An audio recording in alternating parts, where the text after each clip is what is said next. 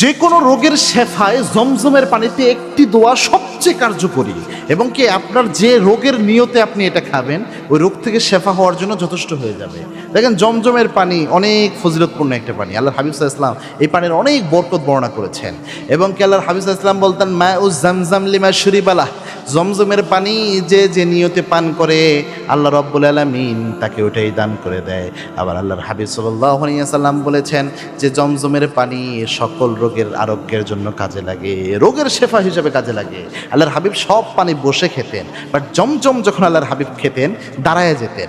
সাহাবায়ে কেরাম প্রশ্ন করেছেন, ইয়া রাসূলুল্লাহ জমজমের পানি খাওয়ার সময় আপনি কেন দাঁড়ায় যান? আল্লাহর হাবিব সাল্লাল্লাহু আলাইহি ওয়াসাল্লাম বলেছেন লিতাআজিমি আখি ইসমাইল, আমার ভাই ইসমাইলের সম্মানে আমি দাঁড়ায়া যাই। সুবহানাল্লাহ। যেন জমজমের পানির মধ্যে শেফা রয়েছে। মেডিকেল সায়েন্সে প্রমাণ করেছে জমজমের পানিতে এমন কিছু উপাদান আল্লাহ দিয়েছেন যেগুলো রোগ মুক্তির জন্য বড় একটা কারণ হতে পারে। এটা অন্য কোনো পানিতে এই জিনিসগুলো পাওয়া যায় না।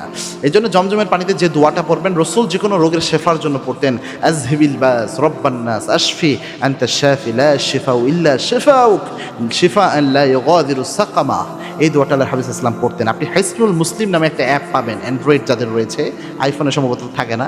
এই হাইসনুল মুসলিমে আপনি এই অ্যাপটা পেয়ে যাবেন, পাশাপাশি একটা বইও পাবেন হাইসনুল মুসলিম নামে। এখানে দেখবেন রোগ মুক্তির দোয়া, এটা অথবা অনলাইনে সার্চ করবেন গুগলে পেয়ে যাবেন এই দোয়াটা। তার পাশাপাশি লা বা'সান তুহুরুন ইনশাআল্লাহ, এটা আপনি এগুলো পড়েন, পড়ে দাঁড়িয়ে যখন জমজম পান করবেন কিবলামুখী হয়ে পান করবেন।